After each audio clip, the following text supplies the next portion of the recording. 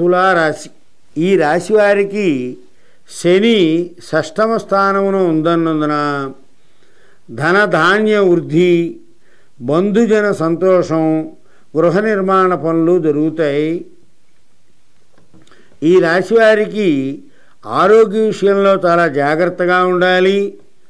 గృహ నిర్మాణ పనులకు తొందరొద్దు, పనులు జరుగుతూ ఉంటాయి కానీ ఎవరిని నమ్మి డబ్బు ఇవ్వకూడదు.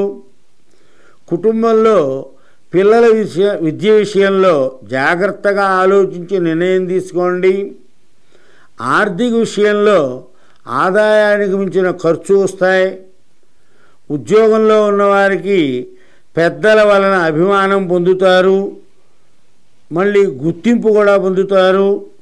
వ్యాపార రంగంలో ఉన్నవారికి అనుకోని విషయంలో కంగారు పడవలసి వస్తుంది.